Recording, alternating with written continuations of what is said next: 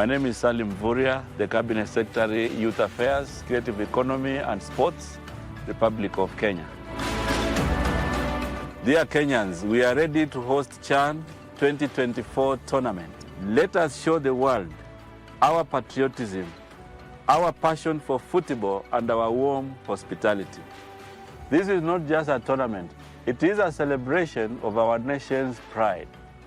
Join us in Nairobi as we welcome the continent and the world to experience the thrill of CHAN 2024. It is our time to shine. Let us make CHAN 2024 a great success and rally behind our team, Harambee Stars. Hashtag GenZ Study. The world of governance is vast and can be alien to the ordinary man on the street. Critical issues are going to be discussed. From white papers to policy positions, it is easier to get lost in the labyrinth of words. Inside Government takes you to key global metropolis where critical decisions are made and where policies are crafted. We interview policymakers and senior government officials to highlight and enumerate government policies and projects. We take a deep dive into the underbelly of complex red tape to demystify policies across the country, across the world. Join me, O'Brien Kimani, on Inside Government, only on KBC Channel 1.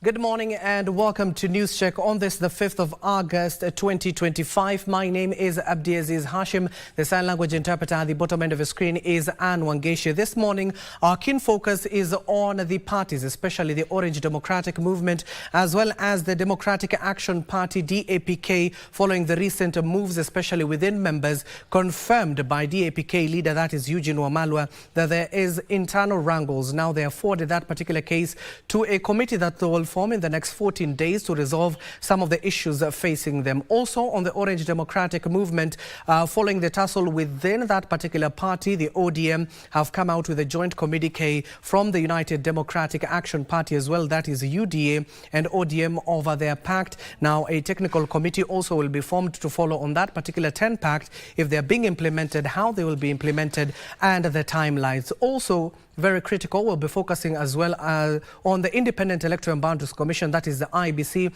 following a communication they issued last week, an interesting one that has raised eyebrows, especially when it comes to recalling of members of parliament and senators, with IBC, of course, pointing an accusing finger at the National Assembly for not amending the laws guiding the removal or recalling of a member of parliament following a general election. Also, the itinerary that will be given by IBC in the coming days for the 23 by-elections that are set to be held across the country. That is our keen focus this morning. Talk to us on our social media platforms at KBC Channel 1 and at Abdiaziz Hashim 2. My guests this morning are none other than Alenga Trostat, a political advisor, Dr. Isaac Hassan, policy and governance expert, and Dr. Mark Matunga, a senior political analyst that will be forming that particular discussion. Also, keeping an eye on various events that are currently happening across the country, including a National Ethics and Corruption Survey that is being launched at the Integrity Center by the EACC CEO and the chair. We'll be taking you there live any moment from now.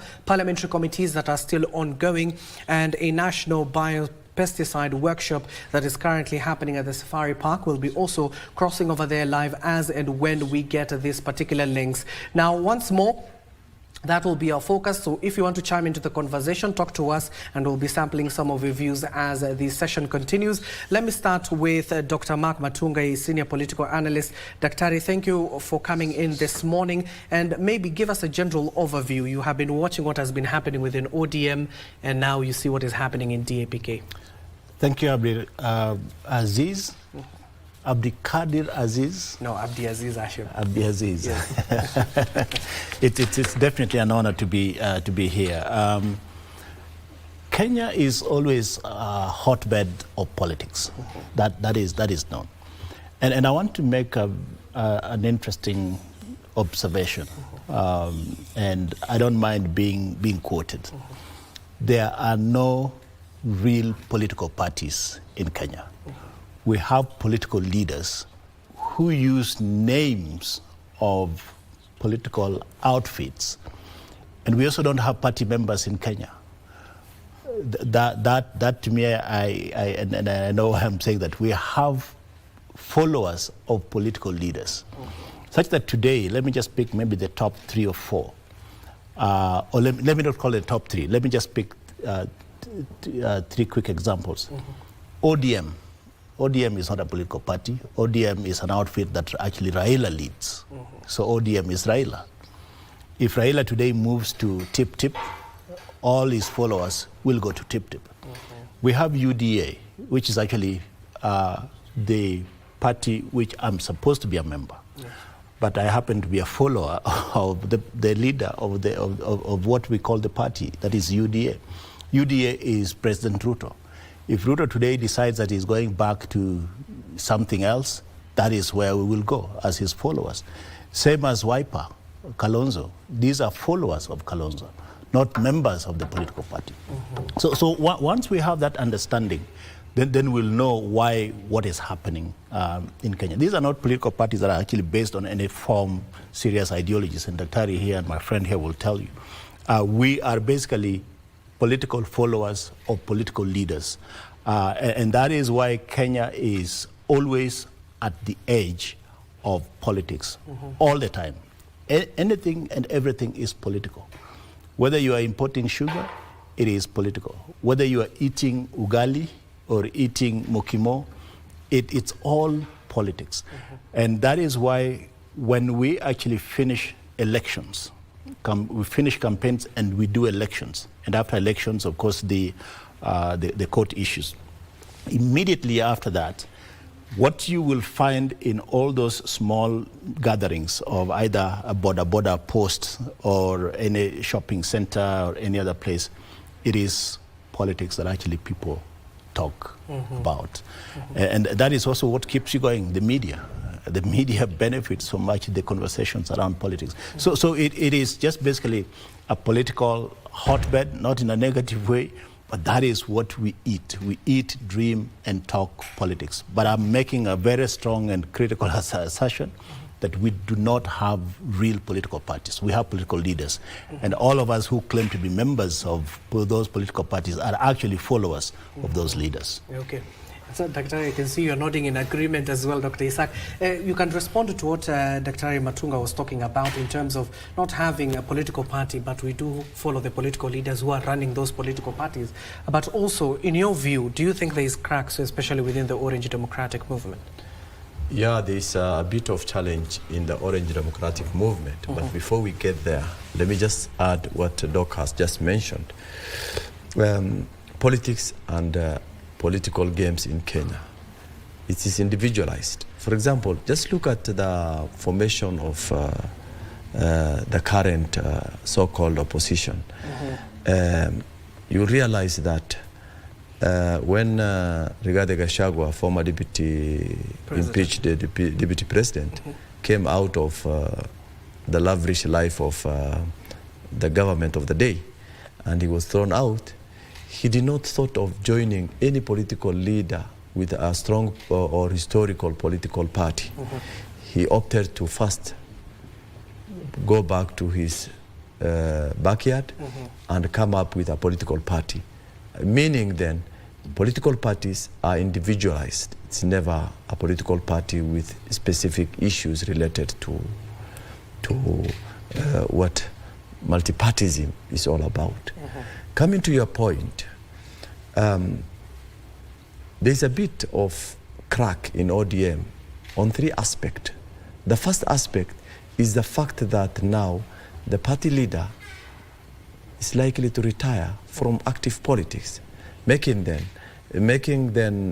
people who have been living under his mercy and have not been doing a lot of campaigns in securing their seats will not enjoy those privileges anymore, and they are likely to now face the battle within the ground. Because you can remember in Nyanza, if Baba says we have given you ODM ticket, then of course you are sure 100% that you will be the member of parliament for that area, or a governor for that purpose.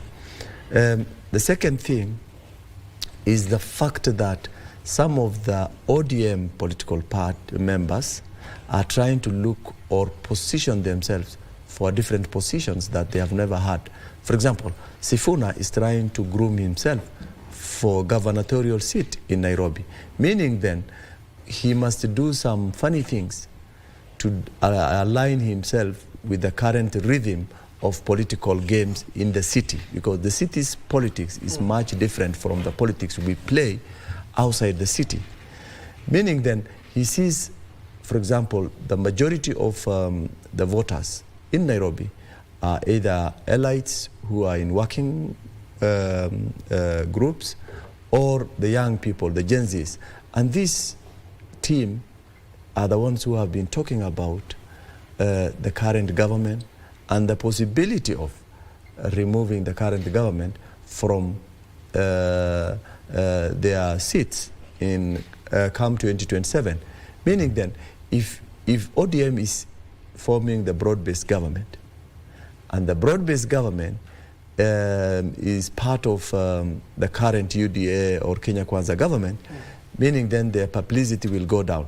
In essence, what Sifuna is trying to do is he's trying to elaborately tell his voters that he's not part of that game. So that's why he's trying to push occasionally, comes out of the political party, and then again talk his own things, and then he's termed by his members. The fact that he's also the Secretary General of ODM means that if he speaks a different language outside the party's position, then means then we will interpret ourselves. We're going to interpret that ODM has developed a crack, particularly from the leadership position. So because Sifuna is not just an ordinary member of Orange Democratic Party. Thirdly, and the third part, which I would like to finish up with, is that there is uncertainty in terms of which political ticket or political party will go into form the next government. It might be UDA, it might be ODM, or it could be a formation of a different entity. You remember there was a coalition of TNA and the URP, which formed the first session or the first part of the government of Uhuru and Ruto. And then later we found another new political party called Jubilee, which they used as a vehicle to secure their seat for the second term. And similarly, the games of politics in Kenya is uncertain until when we get closer to the election and formations start developing, and that is when you realize that people come together and have a direction. So we actually don't know exactly what political vehicle will the current government use, will the opposition use for purposes of 2027 election. And that could be the reason as to why you see the individualized political parties with their political leaders are having wrangles now and trying to indicate that, hey, you may be pushing us to a wrong direction. So in essence, that's what I will say to what you have asked. And Alenga, as you respond to what both the Daktaris have talked about, especially when it comes to political leadership, how do we reach to a point where we detach ourselves from this political narrative where political leaders are the party, not the members who are forming that particular political party? Because we've seen in the past even independent candidates winning elections.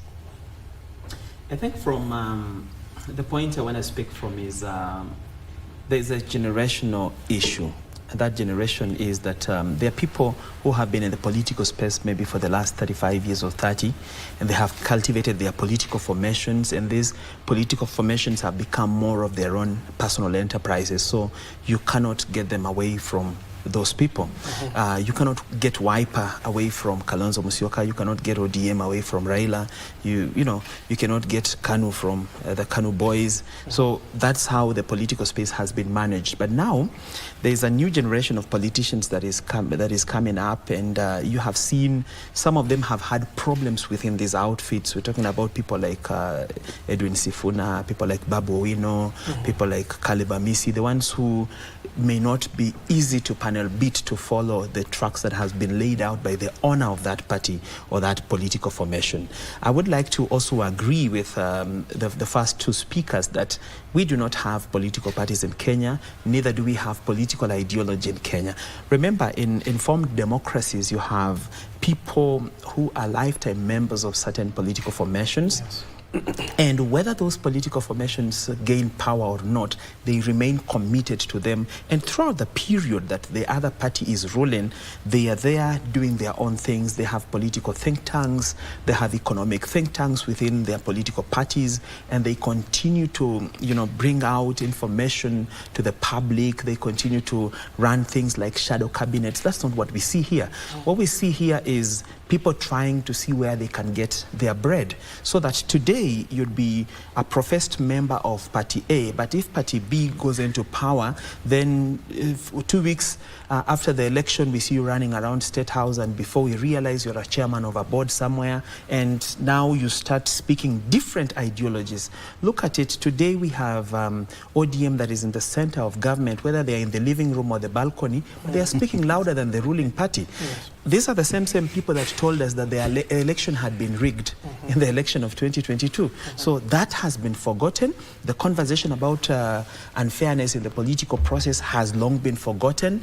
There are supporters who died during the push for, saying that the election had been stolen. Their deaths have been forgotten, or rather, they died in vain, Today, there are certain policies that ODM as a party disagreed with, especially the economic policies of the current regime.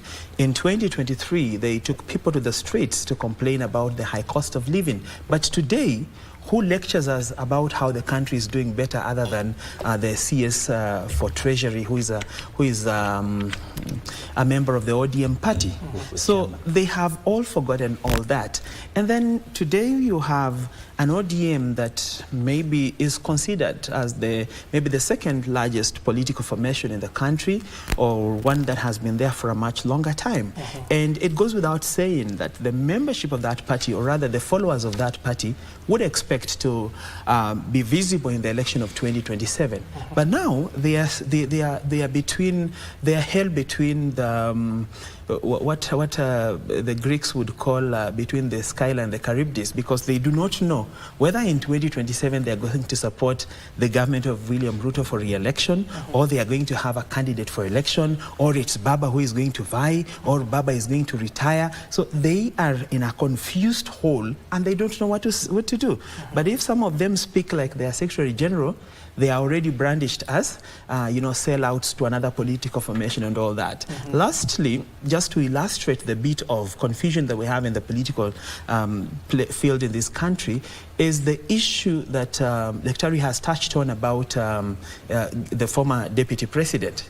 He was a proponent of the government of the day. He was championing for the policies of the government, but immediately he was dropped from the lineup where he was benefiting from the trappings of power. He became the #1 critic. So people on the street wonder, these are the same policies you are rubbing into our faces every day. But then today, you're saying they are really bad, they're not good for country. When did you realize this?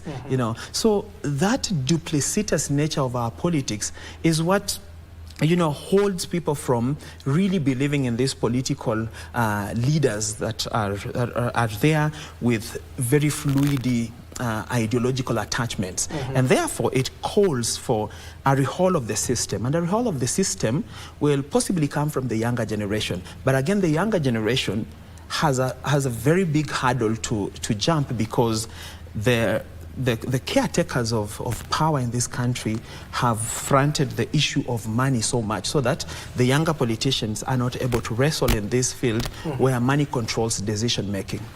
And Dr. pick it up from there. We are talking about we're a democratic nation, evolving with the times. Last year you saw what happened with the Gen Zs. These are leaders of tomorrow. They were saying they were tribalists, they're leaderless, and they are partyless. So in terms of ensuring that we grow with the democratic nature of our country, how do we ensure that the generation of tomorrow will follow the members of this particular political party who are here today? Well, the Gen Zs is an interesting sort of phenomena. I'm still waiting to actually see a pure formation of Gen Zs, whether they say they're tribeless or partyless and all of that. And you see, the Gen Zs have already said they're partyless. So it becomes very challenging to even think that they are going to actually into a party formation, because the moment they join any party, some of their colleagues brand them as traitors and sellouts. Because if you remember last year, last June, the June of 2024, we had a few of the Gen Zs who had come out, who are fairly vocal and almost appeared as the face of the Gen Z movement. Then very quickly they joined some political parties, and then their fire died. So actually, political parties is where you actually go to kill your fire and rekindle another one of what you would consider progress in political leadership in Kenya. So the Gen Zs have a tough, very, very, very tough assignment to try and emerge as political leaders going forward, because my generation are not giving them way, and they've also said that my generation and the other generation should not even show up in some of their conversations. But what have we done? As my brother was saying, what have we done? We have pumped in money into their space and divided them, and actually we are trying to push them back into the tribes they say they don't want to be part of, because that's now how we've now classified them. But then look at ODM. ODM is not necessarily the oldest political party. I think KANU is way older than ODM. But then what happened to KANU? The younger Moi tried to run it, and I think he's sort of like killed it in a way. ODM has been around for 20 years. You asked a question about the issues in ODM. Yes. ODM has been around for 20 years. They've had 3 secretary generals and 1 party leader. And the first secretary general was Anyang' Nyong'o. The second secretary general of the party was Ababu Namwamba. Yes. And then now we have Sifuna. Sifuna has been there for 8 years. Was there any election of any of these secretary generals anywhere? Never. There was never any election. So and I was laughing at ODM followers or Raila followers when they were saying that, we're going to hold an election, we're going to vote Sifuna out. I mean, you didn't even elect him into that position in the first place. I love that. So which power do you even have to remove him? And who would dispute the fact that Sifuna was bidding for Baba? Because it's Baba who put him there, and he speaks with sufficient authority, and Baba rarely contradicts him. And that allows Baba to actually have some bit of wiggle room, one way or the other. Baba can actually hold a press conference and says that, hey, you know what? I am with Ruto until 2027. Sifuna comes in the following day and says this partnership is dead. And then Baba goes to Kakamega and tells people, hey, Sifuna is the spokesperson of the party. And so we don't have these elections. Come to my own party, that is UDA. We had a Secretary General called Malala. Yeah, Cleophas. at one point. We didn't elect him, did we? I don't remember. And then now we do have another Secretary General called who? Hassan. Did we elect him? So I hope you understand what we actually we are agreeing on this bench. Yes. That really there are no political parties. They're just basically political leaders whom we follow. And as Dr. also mentioned, actually we don't even know which formation is going to form the next government. Because from Moise Kanu, we had NAC. Was it NAC? Kibaki went in with NAC. Yes. First term. Second term, he went in with PNU. Yes. Then Uhuru went in with TNA. First term. Second time, he went in with Jubilee. Ruto has come in with UDA. First term. Second term. We don't know. We don't know. We don't even know whether he's going to get second term. You know, there's the 2-term, 1-term kind of conversation. Yeah. So we don't even know what is going. So back to your question, as I basically conclude on this matter, on my side, the Gen Zs have no. In fact, I don't think we have anything to hand over to the Gen Zs. My generation sitting here, including yourself, I don't think there's any political ideology that has been handed over to us.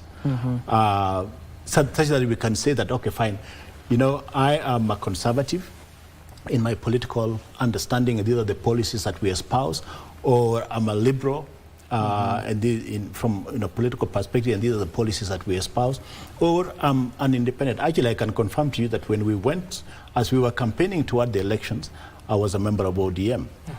And then, just before elections, I resigned from ODM to become an independent person, in the sense that my candidate at some point was independent, including my brother who was running for MCA. He didn't win. So I became a member of an independent person in that context. And as he was saying, as soon as UDA came to power, I decided that I was going to work with Ruto and support Ruto, and now I'm a member of UDA. So if you're asking me to hand over something to a Gen Z, what am I going to hand over to that person? And that's the reality that we actually live in. We are actually followers of individuals and not people who are actually following any ideology. And so that's going to be part of the challenge that our young people, the only constant thing is our tribes and political leaders.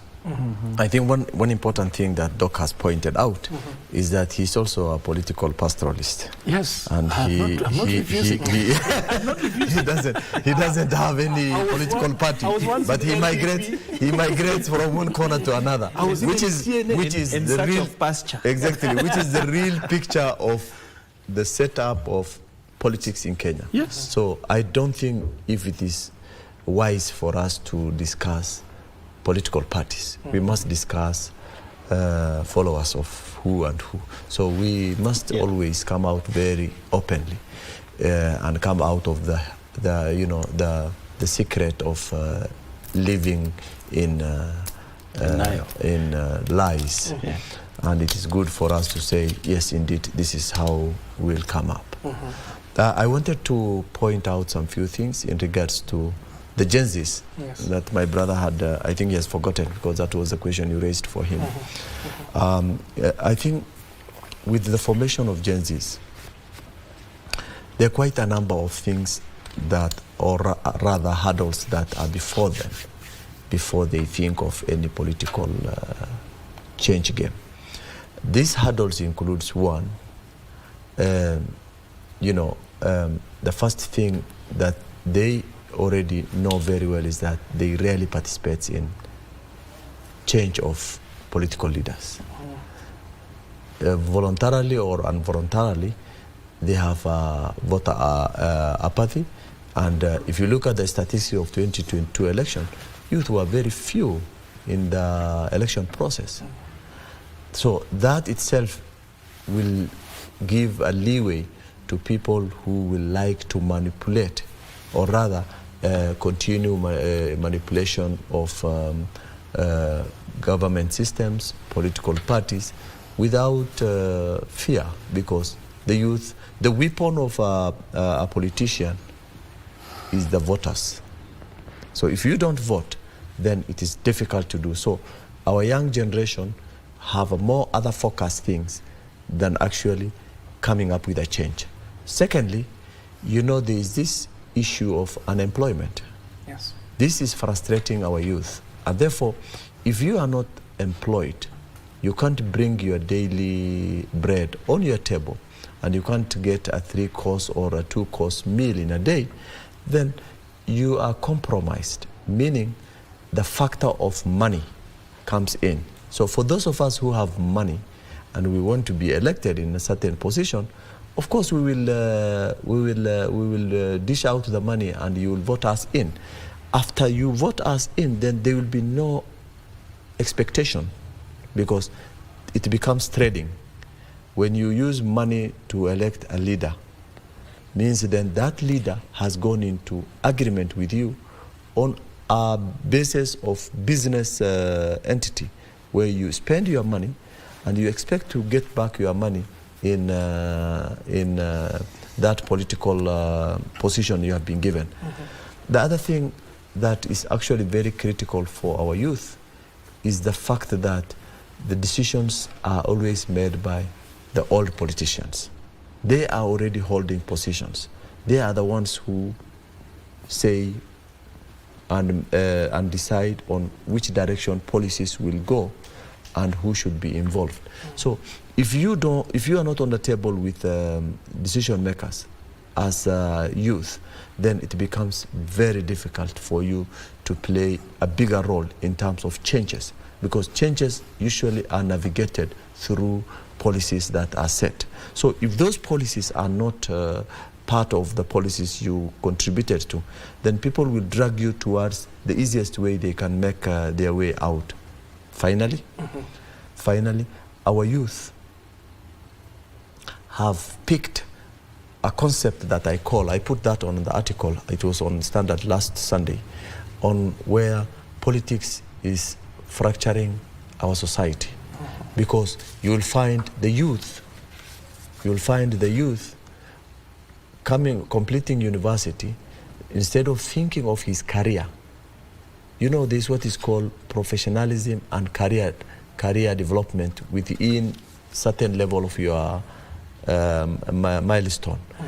If you fail to do that and you finish high school and everyone wants to become a member of parliament, everyone wants to become an MCA, or even others want to become a president and a governor, then you have lost direction. Because in development, the way our mind and our behaviors develop is based on how we grow from one age to another. And when Doc and we were in school, we were looking towards what is called career progression, and we look at someone who has made it in life in terms of those professions, and you want to be like them. Yes. Now our children want to become like politicians, and there's no career in politics, and there's nothing to learn in politics. It's a dirty game, and it's a game that will going to destroy the whole society. And that's why he was saying we speak politics, we drink politics, and we sleep with politics on daily basis. And that's why our young people will want to have some changes, but they are not systematically organized. They are not telling or communicating what they want. They are trying to attack an individual.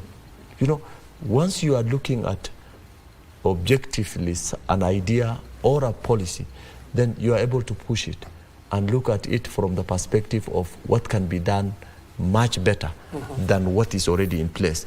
But when you talk about me, I should be removed out of the office, I'm one term, I should be, those are baseless foundation for changes. Changes comes with ideology, changes comes with proper plan, and changes come with your voter's card. And I think that is what I will have informed our young people to look into, so that they don't just go into the streets. And then, of course, their purpose of going into the street, which we thought will have been something that will help us in changing the governance system, has gone into a violence system. So these violence issues are also spoiling for them, because young people should not be associated with violence. Young people are people who should be humble, who should be thinking of what next for them, for the future of their life. Because, you know, when you are at the age of 50, when you are at the age of 60, naturally, people think you are closer to death than when you are at 20s, 30s, because you still have a lot, assumed you have a lot of life to live. And ideally, that is how it's supposed to be. Alenga, going back to especially what you can establish now, that duplicity and not having a direction to ensure that you guide not only your members but the country. How do we change that, especially given with this example you witnessed what happened at Chui House last week, where you have two factions, each faction is trying to take over? I would first of all want to agree with a conversation that Dr. Matunga raises, which is very germane in this conversation, because he says that his generation, unfortunately, has nothing to hand over to the Gen Zs in terms of ideology, in terms of political acumen and all that. And that is very true. That's the important factor to consider if this Gen Z conversation has to be harnessed for what it is to, you know, to propagate the country to the next level. And then I wrap it now with the issue you're raising of infighting within political parties, the failure to have an ideological alignment so that all party activities and all party discourse centers on that. So then my observation is there is no need to reinvent the wheel. The Gen Z is looking at the hurdles that you have, even to register a political outfit alone, you know, throws them off balance and ensures that our generation cannot be able to, you know, set up in the political landscape. The reality is, if today I have to register a political party, first of all, I need to pay registration for the registration fee, which is not very little money. It's about 100,000. And then after that, I need to set up offices in at least 24 counties across the country. That is impossible. But now there's a generation that has that money, and, you know, just making that decision to set up the offices is not a big deal. So what do we do if we are supposed to change? The question that you pose, how do we change that modus operandi within those political outfits? So my advice would be the young people need to join these political parties. There is no better political party than another. You cannot say ODM is better than UDA or YPI is better than TIP-TIP. They are all the same.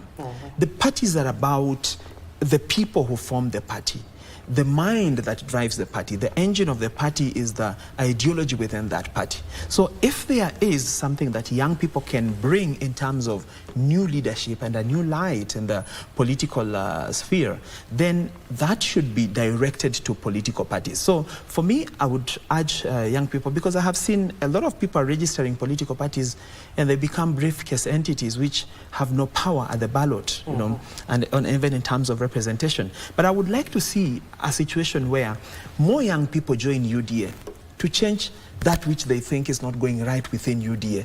When they observe from outside and they see, maybe I don't like this about UDA, I don't like the economic policies of UDA.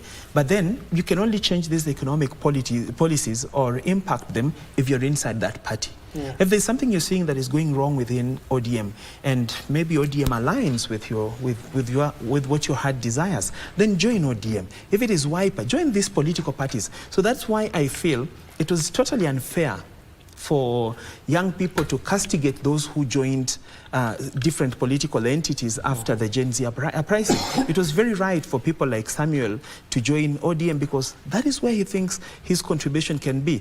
And even right within that party, you have seen the steps that he's making as an individual to ensure that he gets that political education, to understand how politics works, and, you know, learn a few things here and there. So the young people should also join these other parties without segregating and saying this is the right one, this is the bad one. And that will cure the issue that we perpetually have at the ballot that ends up getting us square pegs in round holes, because we get people, you know, during elections you'll be told this area, this is just an ODM zone. So whether you are a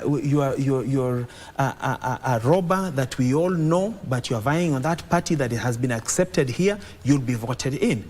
And then, so at the end of the day, we end up mapping different areas, certain areas with certain political entities, and these political entities make it impossible for true leaders to rise within the ranks of the party and you know, get into leadership. Finally, I would like to just speak to young people and tell them there are two very important seats in this country, and that is the seat of the MCA and the seat of the MP. Yes.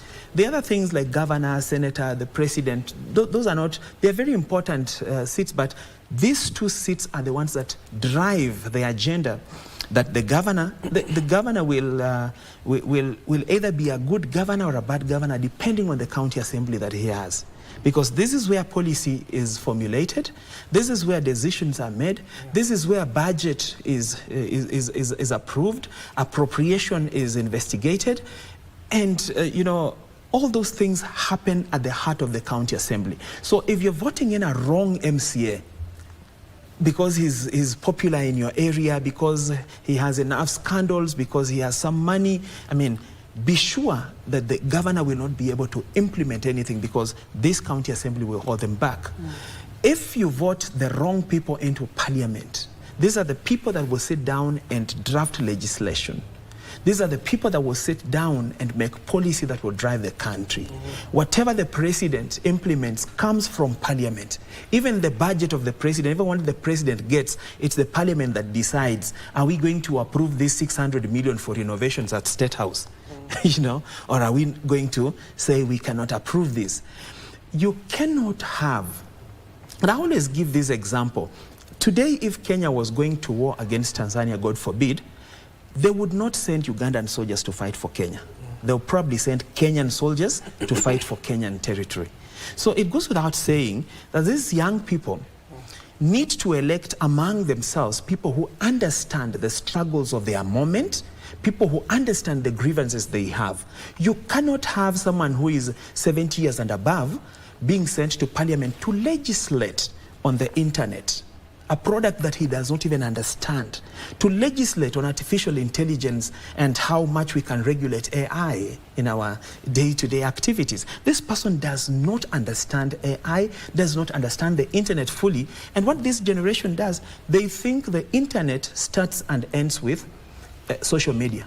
So because a young man insulted him in his village on WhatsApp, or Facebook, he thinks the internet is so bad it needs to be regulated, not knowing that that Facebook is a tiny component of the entire panoply of the internet facility. So he does not know how many young people in his own village benefit from online trade. He does not know how many people benefit from online writing, online research. You know, all those opportunities that come with the internet can only be understood with someone who has lived in the internet age fully to understand and appreciate its value. So then, we're talking about things like nanomedicine, you know, and access of medicine to all through technology. How do you map technology to provision of healthcare? These are tough issues that the people that we send to parliament many a times may not be very well versed with these things so that they can make informed decisions. Okay. So it is upon us as young people, if we want a change in the space, then let's reintroduce a voting criteria that does not only focus on the money that we have been given by so-and-so. Let's stop recycling retirees into leadership positions, because if you serve in public service, let's say for 30 years, and then again your villagers are hanging around you telling you, we think you are the best to legislate for us. I mean, they're burdening you. When you come to that parliament, you're coming to encounter young minds like the likes of Kinandindi Nyoro, the likes of Edwin Sifuna, and you will feel like they are disrespecting you. That's why you hear some conversations rise in the parliament and you think, Well, if you're looking for respect, that one you should claim it in your own house. But here is a national conversation, and it doesn't have to do with what we like or how we like it said. So I think if we revise the criteria that we use for leadership, it will help us to get into the next phase. No, I just wanted before because I think some things we need to look at it differently. Actually, in politics, as a politician now, I want to speak as a politician. We don't need technicalities as a politician, because the way Parliament operates is that there are technical people mandated to place things that require technical input, because we will not going to make the technical team politicians, because they will not be very much useful. Legislation, most of the legislation you see that people debate are things that has already been proofread by technical people, and all the content of what they are debating on is either to just see whether it will be viable for the people they represent or it is not. This is the two legislation they do. When they are forming laws, I mean, there are technical people who deal with that. So I was thinking, the fact that my brother has said, well, let's have technical people in Parliament, will not going to enhance the current system. The fact that we have taken technical people there, because the role they play in the technical formation of things that they debate on is minimal, actually. They play no role. So I think our technical people should be given an opportunity to craft those things within the system, work in the ministries, work in Parliament itself as the technical people. And of course, when it comes outside, most of the things are done within the institutions of learning and other areas where we know things needs to be looked into in terms of the technicalities that is required. So I think echoing for young people to leave the universities and then become politicians, I think is just destroying them, because politics is, as I said earlier on, is a dirty game. Let our young people build their generation systems and build their careers within the system that is always has been there. Politicians, let's live for people who have got exposures from all entity, and that's why you see in the committees they form, if your background is health, you are placed under the health committee, because you have some inputs that you are likely to put in when others are looking at it. That does not translate to the fact that you'll go and do the technical skills within that mandate. Okay. And of course, Dr. Unfortunately, we're taking a short commercial break, but do not worry, we'll come back with that conversation. It has not ended. We'll wind up on that particular topic, but there is an interesting topic as well when it comes to the recalling of members of Parliament. IBC issued a communique that I told you earlier on has raised eyebrows. I would like to pick the brains of my guest here in terms of what they think about it and how do we go forward from there. So let's take a short commercial break. When we come back, the conversation continues. Talk to us on our social media platforms at KBC Channel 1 and at Abdiaziz Hashim too. Don't go too far.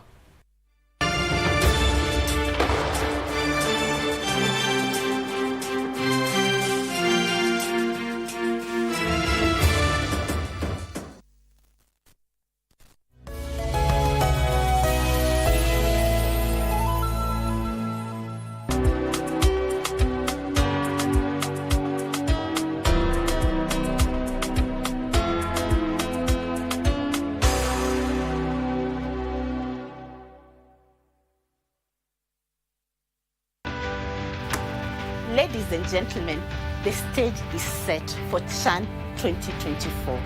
Please watch out for every thrilling goal, every breathtaking moment on our radio stations, on our TV platform, and all on our social media pages. CHAN Eco KBC.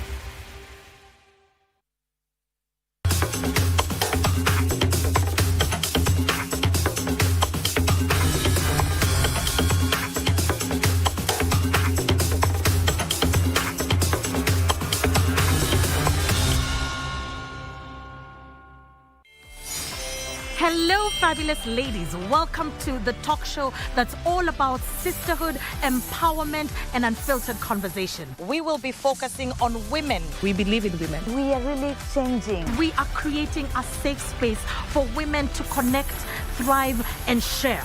just because you're a woman on a bike, you're labeled in a certain way. It's not just a talk show, it's a movement. When they are standing, we need to stand out. From heartwarming tales to hilarious adventures. They could ask me, Catherine, why are you learning? We are turning the spotlight on women who are breaking barriers in their individual fields. You have to have a vision. You are the leaders of Kenya today. Keeping it honest and relatable. Mental health is real. Yes. Where there is no communication, there is no relationship. Join the sisterhood on KBC TV for Dada's show. And Lamin Camara with his first career goal. Kwa ajili ya kusherekea fasili na asili ya soka barani Afrika, ligi za ndani na magwiji wasiotambulika. Mangeni Alvin anaichanja ndani uzuri, David!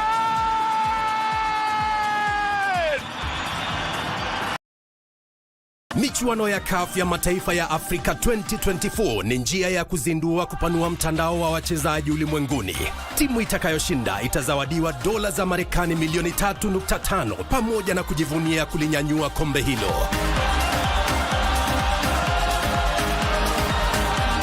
Pata manufaa zaidi kutoka kwa CHAN 2024 mubashara na kipute cha kipekee kwenye runinga ya KBC Channel 1, mwenzio wa dhati michezoni.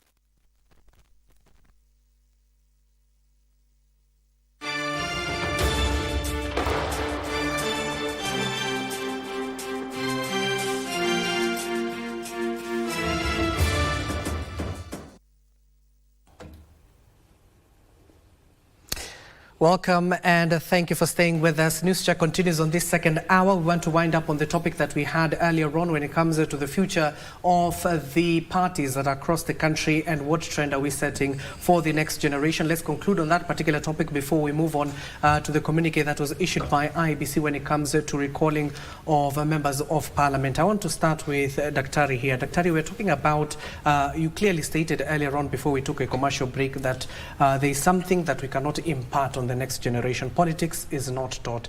The question is, what happens to these policies and the constitutions that guides the party? Are they just words written on a paper? Can that not impart that language on those young people? They are words written on a piece of paper. And that's just the reality. But I think I want to ask this sort of generation that we call Gen Zs. In fact, I'm still trying to look for them. I was taught that actually I was alerted that I have about 6 of them in my house. Yes.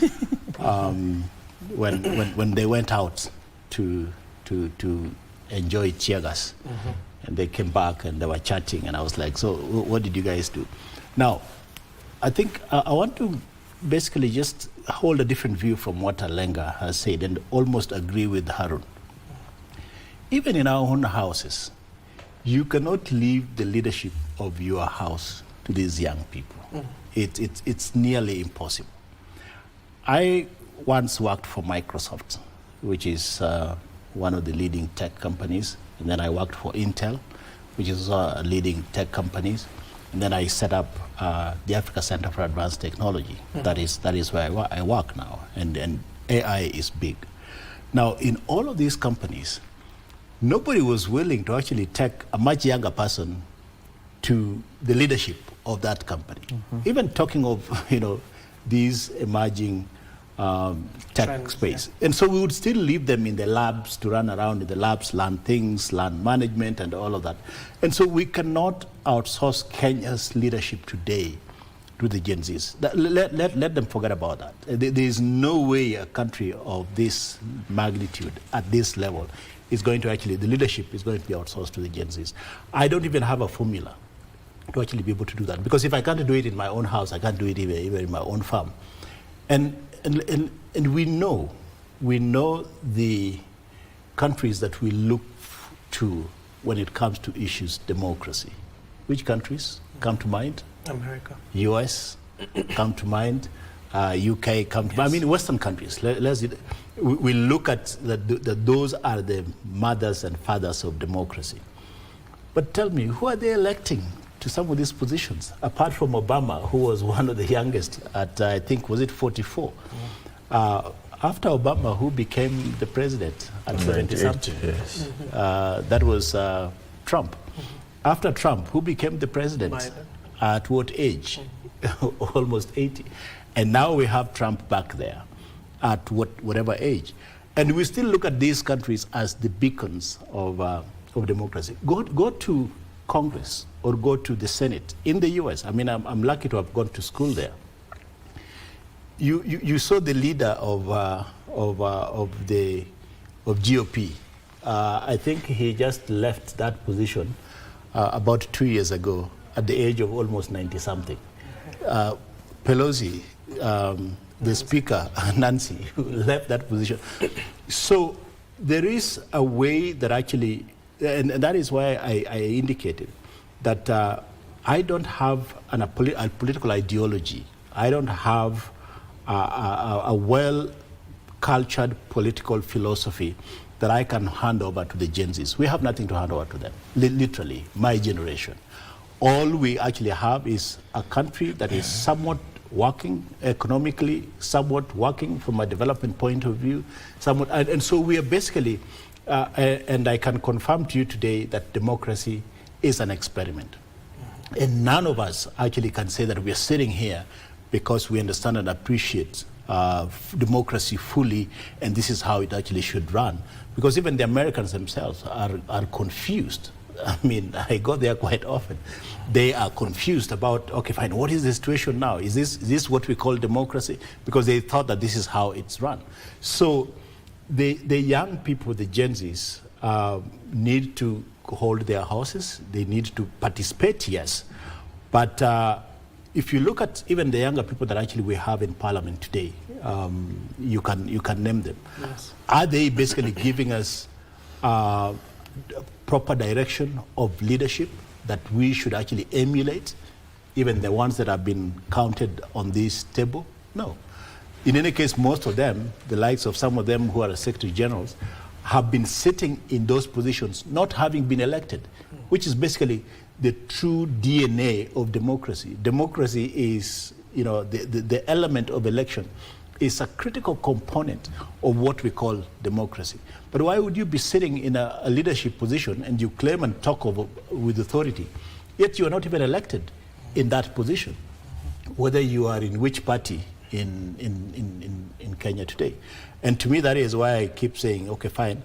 It is the older generation, those of us who are now becoming older now, to actually show good example of leadership so that these young people can actually follow us. Because in Africa and in Kenya, we're still going to follow leaders, not parties. And so whatever those leaders tell us that the party is what we actually subscribe as members. So the young people are going to actually find themselves in the tribal outfits again, one more time, and many more times going forward. Because our political formations revolve around our tribes, or we call them nations, or those sort of groupings.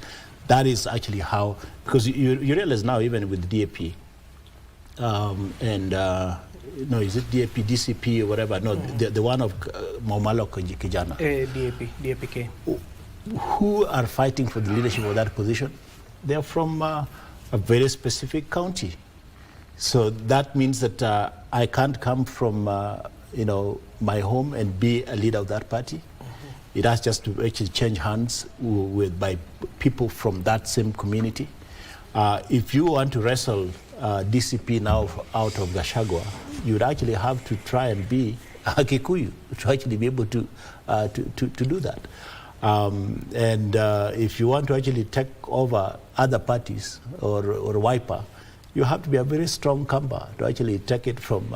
So we are basically coalescing around our tribes. The only positive thing that actually Gen Z now seems to have, and they actually are getting there by accident, and that I think Alenga can actually ride on, is the element of toned down tribal lines. Why? Because my children can't speak Suba today, and that is my language. From there, my wife speaks Luo. She's a Luo, so and our children can't even speak that either. They are struggling with Swahili. So to that extent, that line of tribe, and only in the cities. Let's be clear about that. Only in the cities. That is why that line of tribe is sort of like. But also remember that even in the cities, it's the tribal game that is still going to actually play, because if you want to be a member of parliament from, let's say, Langata area, you need to appear like you're a Luo to actually be able to succeed there. And we look at areas where most Luos and Luyas are. If you want to come from Westlands, unfortunately, you need to appear like you're a Luya, because then that's how you actually extract votes from there. So our politics is still going to actually revolve around leaders, and we become followers. And for the most part, it's going to be a formation that is largely colored by the issue we call tribe. Okay. And Dr. let's wind up on this particular topic so that we can move to the next one. As we wind up on these particular issues of party, how do we move away from what Dr. Maki is talking about, ethnic balkanization, especially that has been inculcated within parties? In just 1 minute, and then I'll give Alega the same minute, and then we move on to the next. I think I don't need to take a lot of time on that. I don't think if it is something that is easy for us to move away from it soon, because when you look at every politician, he looks for a stronghold where he has a strong representation, and that is where he starts the initial process of his political game. And that's why you see DCP went to central Kenya. That's why you see, for you to sound well in terms of Wiper, as he has mentioned, you must be in Ukambani. So generally, this is something that we cannot move away from. It's also haunting us because as pastoralists, tribal issues and clan issues dominate our election process. And you will see even in our negotiated democracy, which was echoed so much that it was a good thing, it wasn't actually a very good thing because there was distribution of positions to tribal elements. This led to a situation where whether you have the numbers or not, it is your backyard, the tribal backyard, that will going to help you to secure anything. Even now, when we want to go and campaign, we must go with elders from different clans. So it is something that does not end very fast. If you want to go to Luo Nyanza, you must go with some Luos elders and look for a seat there. If you are president, you must look for that. So the way our politics is structured, the way our ways of doing things that, including even employment or even, it's in our constitution that we look at issues related to, regional balance, tribal balance, all those things which has been put there actually has spoiled the game for democracy, because democracy is not through balancing through tribal or regions, it is through merits. And if merits is not the things that are used, then this tribal balkanization will continue, and there's no way we can end it. And I don't think if our generation will see that. Okay. Probably our children's children might experience, because of the language factors and what they are going through in terms of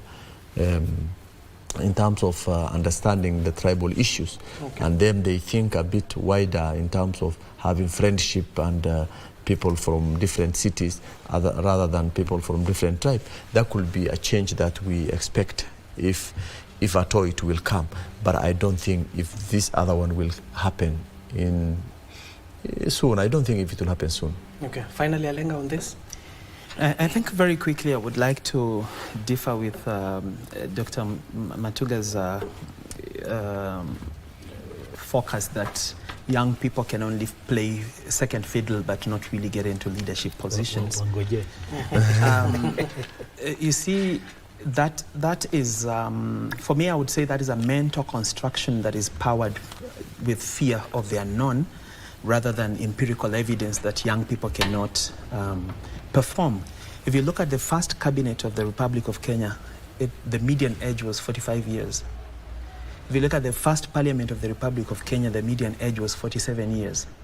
It means there were lots of people in their 20s in that parliament, including people like Tom Mboya. They were in their late 20s when a leader like Jomo Kenyatta entrusted responsibility upon them. If you look at the Congress that Dr. Matunga quotes, the median age as at now is 57 years. So it means there are lots of younger people in that Congress in the US. So ours is just a mental construction that we think these young people don't deserve. It's like when you even come to, even if you went to your local MP with a proposal as a young person and you tell him, this is how I think you can support the young people in this constituency, he'll just look at you as a hungry boy who needs something, and he'll look at those papers, he'll listen to you, then dips his hand in the pocket and gives you 2,000 shillings and tells you, okay, we'll look at it. But then for him, empowerment is buying lesos for the mama mbogas, buying umbrellas, sheds for the people who are selling stuff and building border sheds, because that is the past where he belongs. That was true empowerment those days. But now things have totally changed.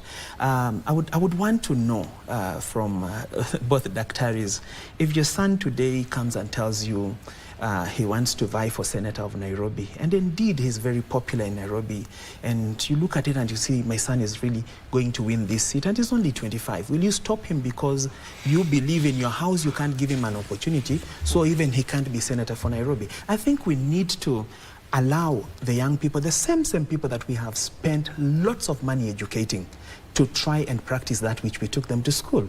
Why would you invest in a child to the level of even sending them to study out of the country when you do not want them to practice that which they can do to change their country?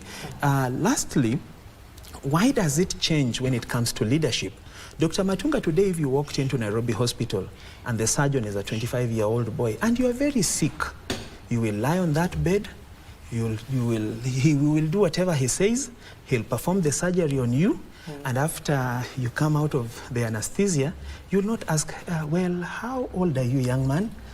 You know, so I think it all goes without saying, even in the other spaces, let's allow the younger generation to come through and tell us what are these ideas they have. What is that new thing they can offer? If the first government was able to entrust young people into the cabinet, young people into parliament, then we can do it today. And in fact, we can do it today better because they are more equipped. Thank you so much. I think the same thing, just one. It's good to, he has mentioned about, first and foremost, you cannot become a surgeon at the age of 25. For you to become a surgeon in the medical field, you must be more than 35 years.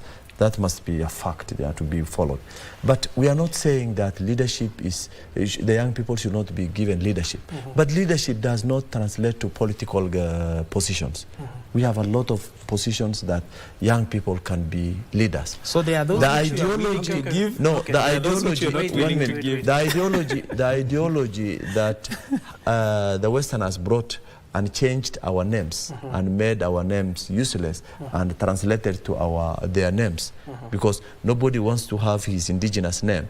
It's the same ideology that our young people are being influenced in the digital world to think that they can become a member of parliament but not a surgeon. Okay. Let's leave it there because we need to focus on this other conversation as well, given that we're running out of time. There is this particular communication that was issued by the Independent Electoral Boundaries Commission, IBC, when it comes to recalling of members of parliament. Now, this was initiated by very many Kenyans who are drawing petitions and taking it to the anniversary towers to recall some of their legislators before the 2027 general election. It was very interesting that the commissioners who were sworn in just the other day, clearly stating that there are legal gaps that arises from a High Court ruling in Katiba Institute and Transform Empowerment for Action Initiative versus the Attorney General of Kenya. In the case, provisions within the Elections Act of 101 were declared unconstitutional for being discriminatory. Now, the electoral body is arguing that there is no legal framework for the removal of an MP, a sitting one, and a senator. The only legal provisions that have been provided by the National Assembly and the Senate, that is Parliament as a whole, is the provisions to remove a member of the County Assembly. What IBC is arguing right now, that Parliament has not amended the law to address the recall of a member of Parliament and a senator. Let me start with you, Daktari. Are we sure these members of Parliament will amend these laws? Well, I mean, that is also one area I might agree with Alenga. Not necessarily to saturate Parliament with younger people, but new brains. Because truth be told, there is no way you expect me as a member of Parliament in Kenya, in Africa, to actually draft, and even if I draft it, to make it easy for me to be removed from Parliament. Because more often than not, I'll be doing things that may actually warrant removal. And so it's like we are asking, no, I forgot how I wanted to actually put it, but you don't expect members of Parliament to actually even put a strong, solid law and process. The Constitution provides for it, but the Constitution is actually activated by an act of Parliament. And I want to believe, I think there is some mention on how you can remove a member of Parliament. But it's made so difficult that it's nearly impossible to actually remove them. So to even ask me whether this is going to be possible, I think I would be somewhat unfair to members of Parliament to think that they have the capacity to craft a solid law that provides a pathway to which they can actually go out.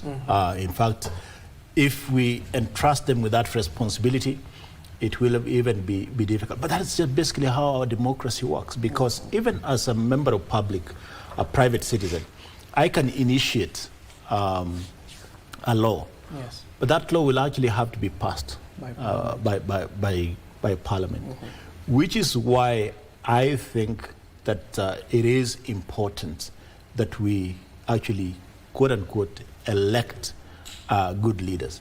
But so long as our political formation still revolves around political leaders and revolves around the tribal formations and balkanization, as Harun was saying, it is nearly impossible to expect too much.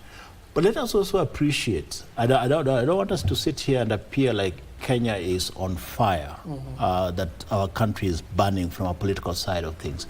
No. It is great today that actually we can have a very heated conversation. It is great today that actually we can have a very animated conversation around one or two other issues. But that's a privilege we have in this country. That is what I consider the level of freedom that actually we have. Ask Arun here, he works in a lot of countries, conflict infested countries in his work of development. That is when you actually come and appreciate that, hey, you know what? Afadhali tukae kwa nchi yetu. We talk politics throughout, and it's animated in whichever way. And we are able to sleep at night. And we're able to sleep. I mean, look at the countries around us. And that to me is one thing. You know, at times we want to appear like Kenya is on fire, or we travel to other countries, we tell the Western countries that Kenya is a failed state.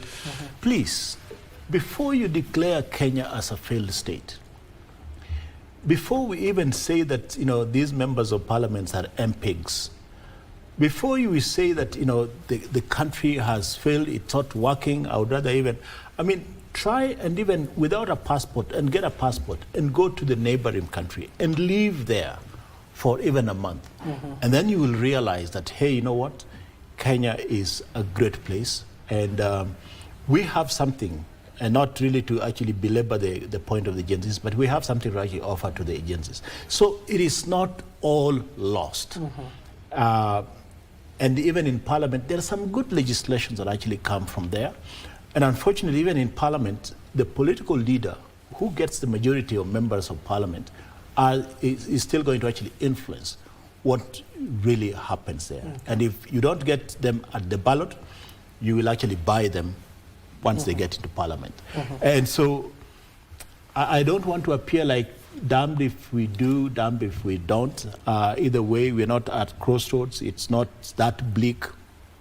We are progressing pole-pole, and our democracy is a work in progress like it is everywhere else.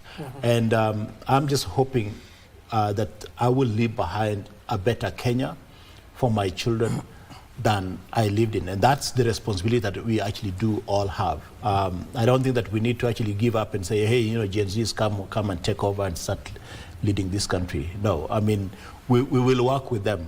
We will help where we can. We will provide whatever kind of support we actually need to provide for our country. But the issue remains in Parliament. Parliament is what is actually going to help this country move forward or keep this country backwards. But we also can't just basically outsource all the leadership in Parliament to the GenZs. We have to actually have the mix, because you need the old hands, you need that experience to actually also play even in legislative making. And yes, I agree. I'm a technologist here. I mean, that's what I do. Actually, I call myself a technology evangelist. There is no technology that is not sitting on a previous platform. So even if it is new technology that is coming and we are all with it, it has to actually sit on a previous platform, and it has to be measured on how best it can actually help our country move forward. Yes. But I want to conclude by saying Kenya is a great country, and I don't think I would ask for any other country better than Kenya. Okay. Daktari, as also respond, IBC is saying there is a law, there is the Elections Act, there is the Constitution, Article 104, 105 of the Constitution that guides, but the problem they are saying is the amendment. So will that be possible before that 2027 general election? I think, Abdiaziz, it is important for us to understand where the problem is, because there are quite a number of legislations that are pending in Parliament, particularly when it is touching parliamentarians. It is our right, constitutional right, to recall either a member of Parliament or a Senate. Yes. Article 104 grants electorates powers to recall their electorates. Of course, grounds are very clear. Article, Chapter 6, violation, mismanagement of public funds, and of course, Elections Act violations or convictions. These are the process or the recall grounds that are already in place. You remember, historically, even the High Court, when these processes occur, of course, the procedures is the High Court ruling, petition, signature thresholds, and recall votes. These are the procedures which are already there. You know, we are not working in a vacuum. The Constitution provides this. And I don't see why Kenyans spent a lot of money to come up with 2010 Constitution if parliamentarians do not want to enact those laws. So the Senate, there's a bill 2024, Bill 2024, which is trying to seek to restore, you know, the process. But concern still remains, because parliamentarians are not interested in restoring back, you know, that procedures under the Constitution. So that's where you'll realize that there is disconnect between our Constitution and the Constitution process organ, which is Parliament. They are mandated to process that. Now they are viewing it as if they will be permanently there. Members of Parliament or Senate are never permanent there. Every 5 years, we change them. Few of them comes back. And those few who comes back comes through a different dubious means, which everybody understands.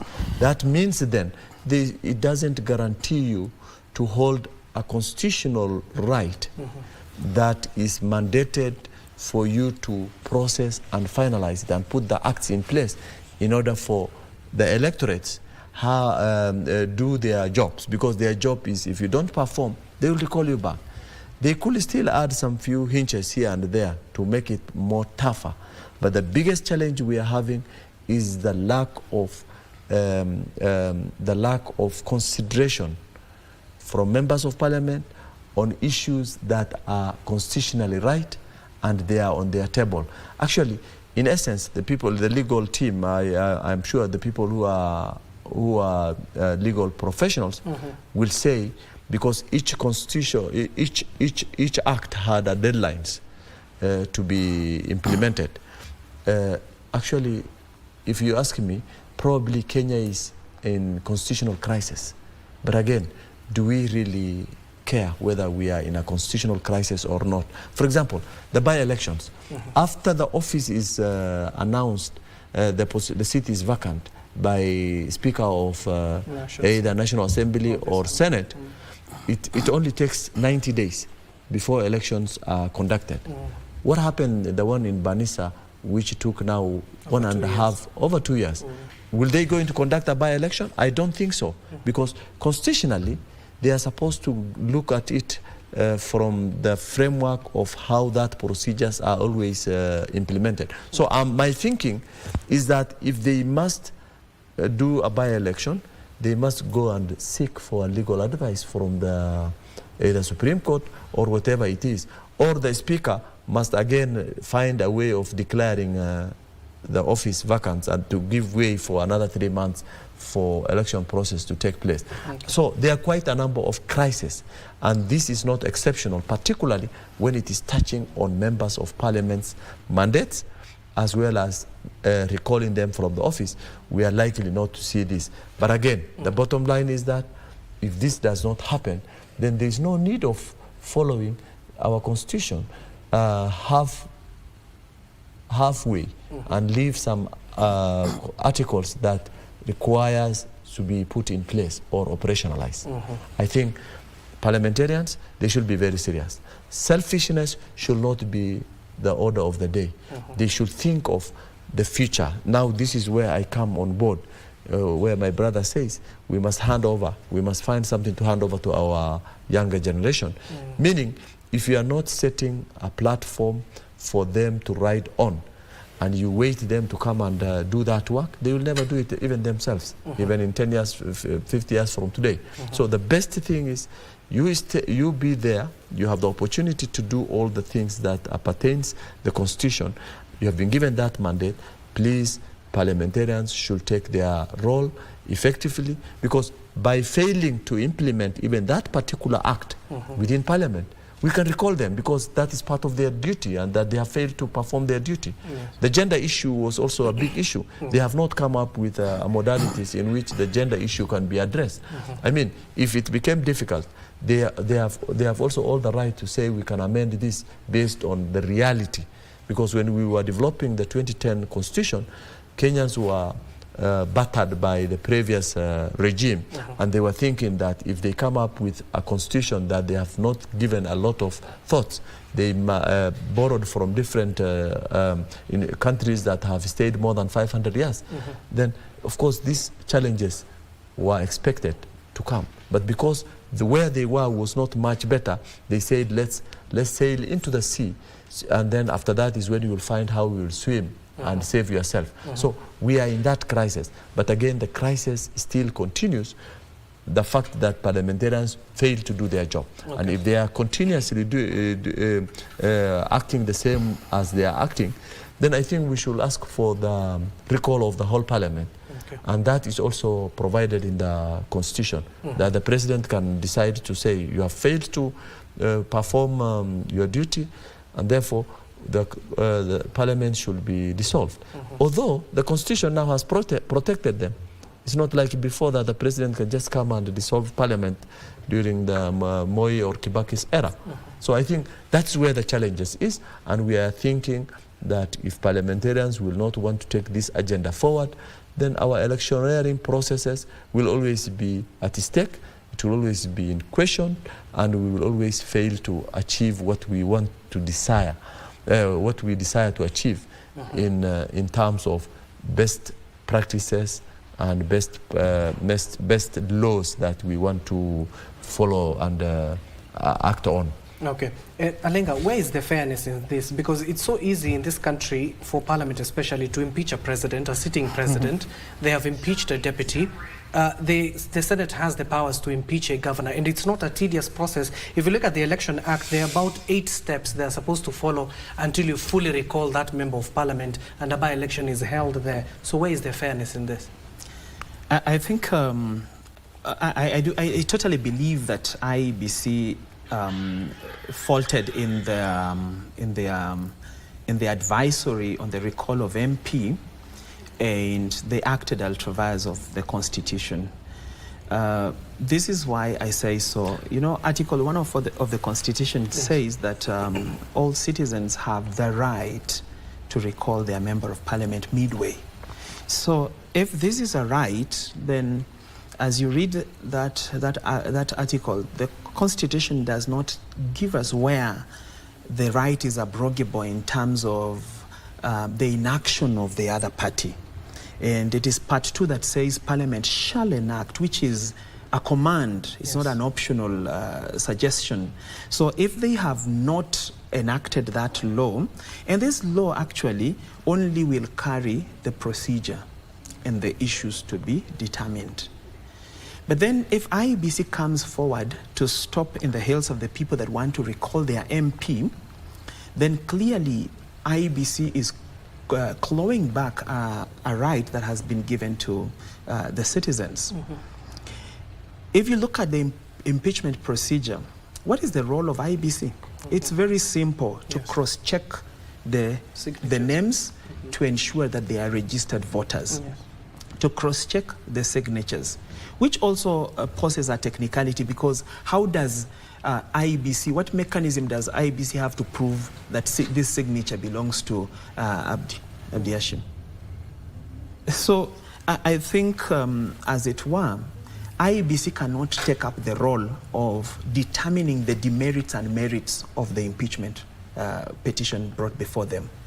As it were, and straight in the law, this recall could have proceeded, and IEBC does their part, because this act that Parliament has refused to enact has not in any way stopped IEBC from accepting a petition and lodging the petition and okaying the petition. And then, if this MP feels they were impeached without procedure, then they have a court of law to appeal that impeachment. But you cannot deny citizens the opportunity to do that which the Constitution has given them.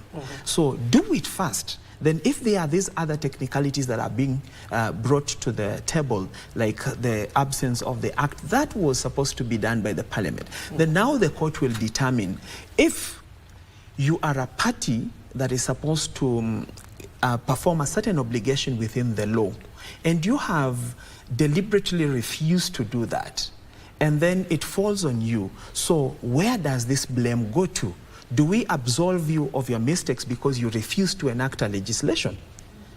Then also, the framers of this Constitution were very keen on everything that they did, and they did a thorough job in the sense that they knew that the Constitution, one act cannot be read in isolation.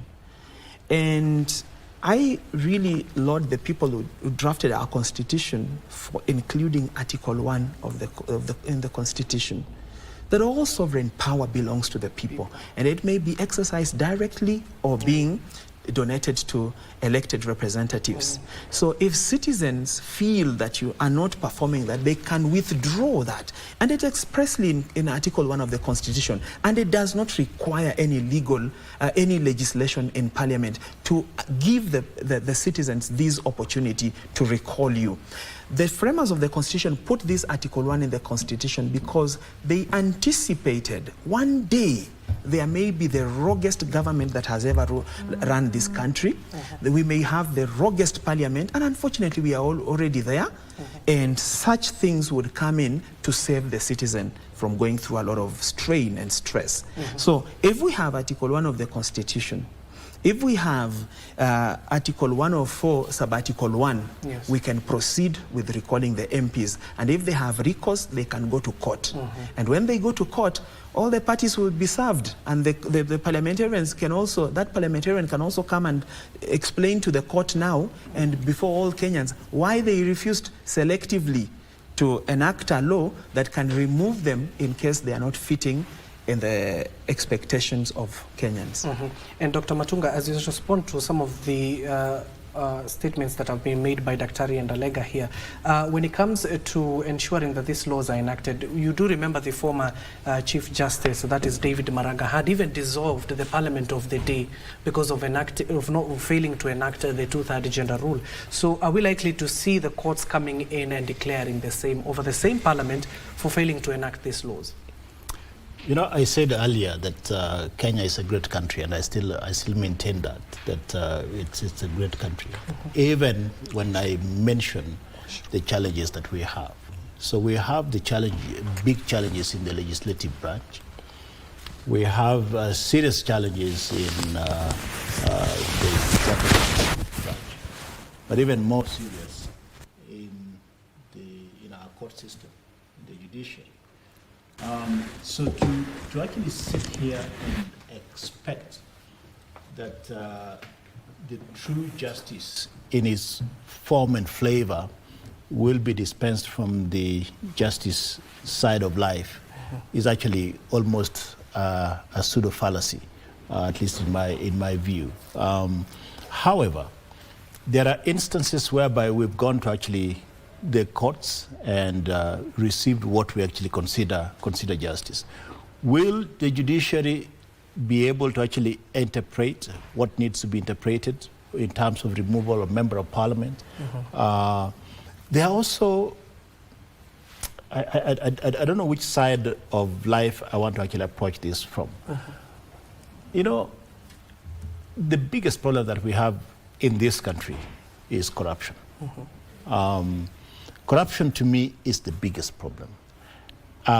Whether you are a Gen Z or whether you are a millennial or Gen X or you are a dinosaur, the biggest problem that actually we do have is corruption. And that is why we are having serious challenges with our institutions, especially the institution of, in my view, the last resort, and that is judiciary.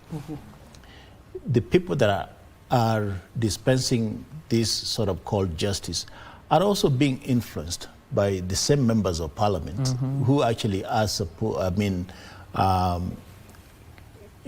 influence them either economically with favors or who actually vote to pass them to be what they are. So whether you are the president of the Supreme Court, we're still going to be looking at regional balance, and are you from this part of the world? Are you from this?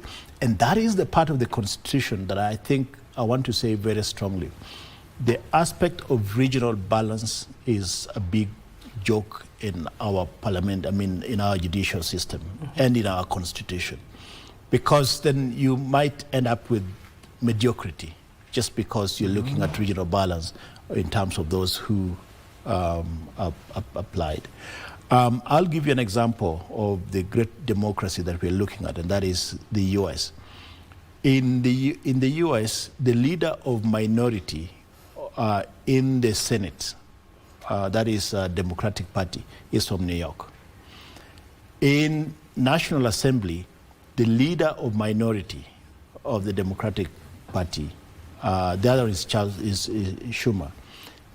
In the Congress, House of Congress, the leader of minority in the House of Congress, who actually is now the leader of the party, if you don't have a president, if your president is not in the White House, is actually from New York. So you realize that actually New York has produced both leaders. So did they actually look at the regional balance? No. they looked at other factors, especially elements of merit. So I think that for us, if we can address the corruption of the mind and the corruption of the economics situation, these will actually help us deal with a lot of other issues. Because how is the courts going to decide to impeach a certain member of parliament who is from my region and I am the judge or I am the magistrate? You know, a few elders like Yelenga will be sent to meet you on the side. Are you sure you want to actually remove our child, our son, our daughter? Who else will then remain there? And all of a sudden, all of us from Luyaland or all of us from Kikuyu will like, that is our son, should not be removed. Whether it is being impeached from Parliament. So that is the corruption, part of which we have to deal with, up to including the corruption that we actually have in our pockets. So I have zero faith in the judiciary actually finishing the race of removing a member of Parliament. We've seen many cases, many cases, whereby a governor has been impeached. Parliament has also processed him, or the Senate has processed him or her, impeached, and then the court basically reinstates that person. So then you wonder, who was wrong, who was right? Were the MCAs right? Was the Senate right? And then you also find a situation whereby somebody has been impeached by the MCAs and then comes to the Senate basically exonerates that person. So then who actually was right? Politics is a very interesting game, and we cannot approach it with right or wrong, unfortunately, in our circumstances. It is largely being approached from whose interest is being served and who is championing that particular agenda. Okay. Whether you're impeaching a deputy president or impeaching a member of parliament, or removing a member of parliament, whose interest? If it turns out today that a member of ODM is being, is being recalled, and of course that final decision has to rest with parliament as well, and their number is reducing, of course they'll all, both UDA and ODM will troop to actually support that person, regardless of what that person did. Remember the other day when this guy from Meru, the former Minister for Agriculture, was almost being hanged in Parliament. It all depended on whose interest. And when time came to actually relieve him, he's now one of the major critics of. So it is interest. Whose interest is being. Forget about the legalese. Forget about which article. Forget about which portion of the Constitution says this and that. It is whose interest is being served by which recall, by which impeachment, by what sort of process. End of story. Okay. So, Alenga, in essence, what you're telling not only those petitioners, but the people who signed that particular petition to wait until 2027 to make their decision. Unfortunately, but now the drama is, and rightly as Dr. has said, if it was someone that maybe the government does not want him, that legislation would have been done. They'd have even sat up to midnight, enacted that regulation, and the Gazette notice would have been printed even at 3 a.m. and the next morning the motion would have been brought to the table. So we have turned our the implementation of our constitution to what we say, kuo bono, whom does it benefit? So if it does benefit you, then you will be very, very agitated that it has to be done, and it has to be done very fast. You saw the pace at which the impeachment of the former deputy president and the gazettement of the replacement took, it was a demonstration that if this country decides, we can actually work very hard. So that's where we are, and unfortunately we have, but you know, the bigger problem is we have put this constitution in the hands of people that maybe even in the first instance they never supported the amendment, the new constitution. Most of them were from the legacy politicians who have rolled all the way from the Moi era, where you know, things were done differently. So now confronting themselves with a new constitution that calls for order, that calls for civility, that calls for interpretation and understanding of things and how they work, it's a bit difficult for them. It's like traveling onto new lands using an old map. So that's the quagmire we are in. Okay. But I'd like to give hope to Daktari, because he fears if Parliament is saturated with Gen Zs. It's not really Gen Zs. We're just saying like a new generation of leaders, you know. Because what we are having is most of our leaders are those who have come from, you know, the 80s struggles, the 70s, that come all the way. So if we can try to mix in all these generations so that our parliament or our leadership becomes Gen Zote, you know,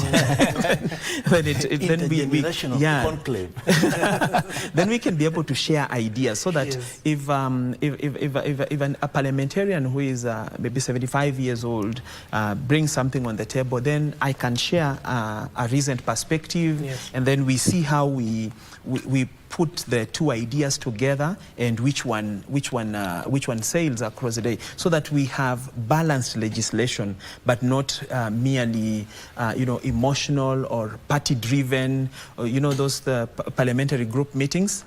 That's where legislation is made, unfortunately. Okay. That's where everything is determined. That's why for even the young people of Viga constituency, where I come from, I am telling them that I'll be on that ballot in 2027, so that we can come and legislate things that affect them from a point of experience, from a point of like, I have gone through the same journey, I feel them, I know what they want. So then if we sit with other wazes in that bunge, then we decide which one works, what works best for all the generations. Because at the end of the day, as Daktari says, Kenya is the best country that we could ever have. There is no other better place than this place. We just need to fix our manners, we fix our politics, we understand one another, we work together, we bring each other up, not pulling each other down, so that we work for a collective goal. And in the end, even our children will never go to the Gulf for meager jobs. Okay, and of course we are running out of time. Let me give you at least 30 seconds each so that we can wind up the topic. You can also comment on our Harambee Stars. You saw them doing well. Even if you're not a football fan, you can say something to the boys so that they can, it can cheer them as they continue for this continental showpiece. Let me start with you, Dr. Matunga. 30 seconds, and of course remember our boys as well. My congratulations goes to the boys for what they were able to achieve 2 days ago against DRC. But I think that a lot more stronger matches are ahead of us, and I wish them well. As I was coming here, I basically, in the jam, I was able to buy 3 jerseys. So I'll begin wearing them tomorrow. I have a yellow, white, and a red one, double XL. Yes. So I'll be wearing them. I'll not be in the ties. In fact, I wish I could come here and all that. Yeah. But it's a great thing that we are seeing in our region.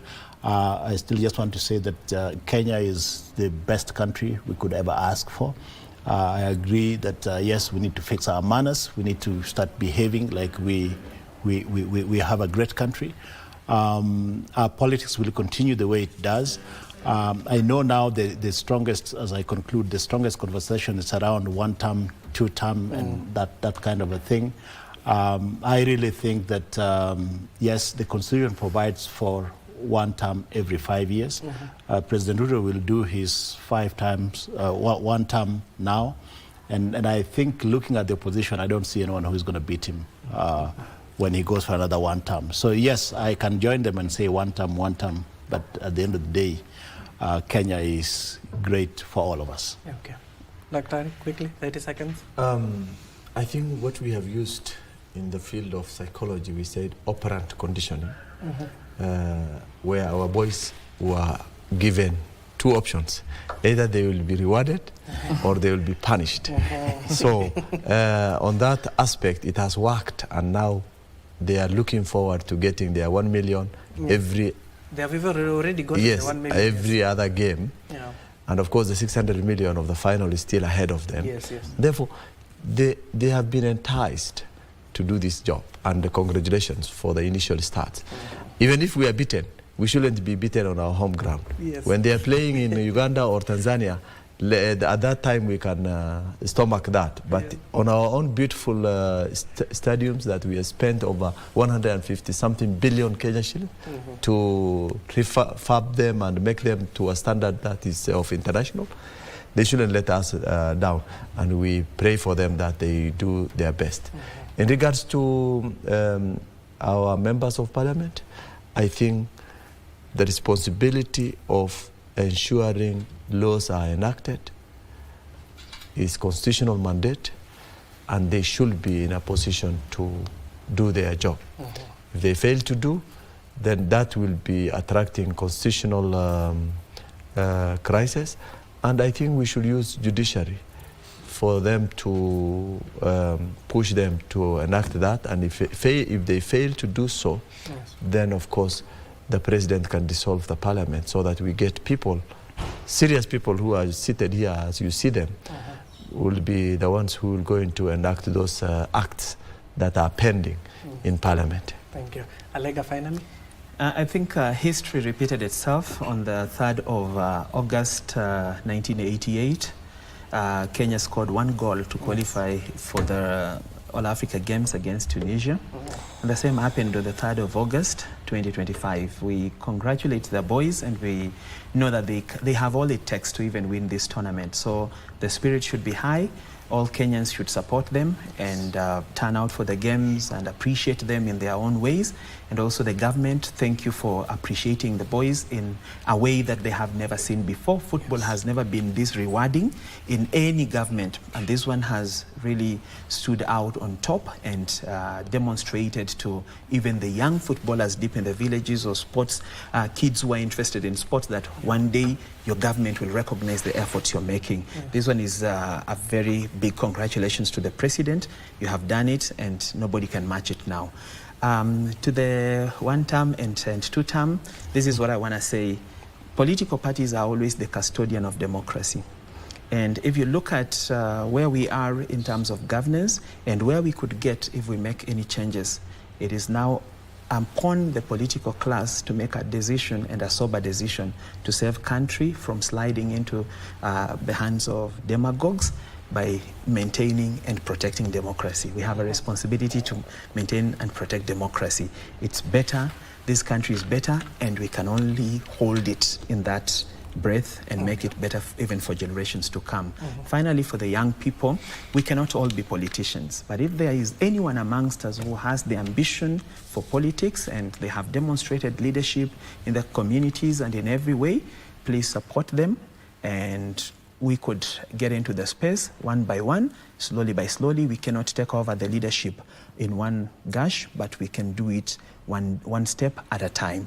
For me, Vihiga constituency is at my heart, and I want to speak for them even in bigger platforms. And if they give me that responsibility in 2027, I will not disappoint. Okay, thank you so much. That is Alenga Trostat, a policy advisor.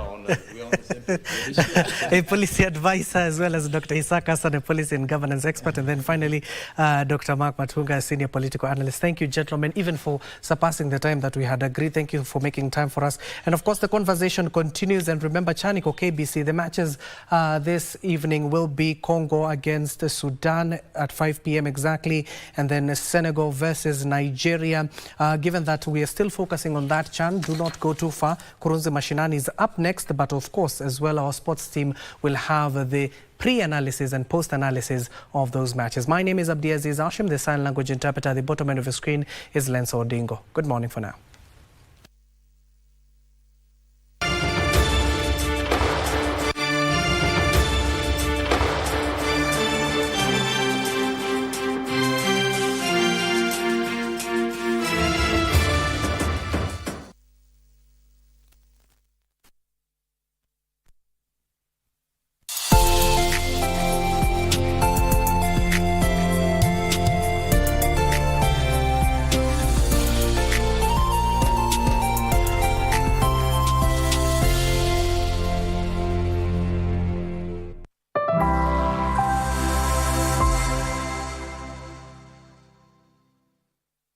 The State Theatre is the largest performing arts venue in South Africa, offering a diverse range of live events including theatre, ballet, opera, musicals and concerts. It houses resident companies and provides educational programs for aspiring artists. And today, we will find out more about the Kucheza Africa Festival, a Pan-African contemporary dance festival which happens right here. But first, Marina Correa from Cape Verde shows us her dance moves on a longboard. I am Pamela Mtanga, and you're watching Afro Mags.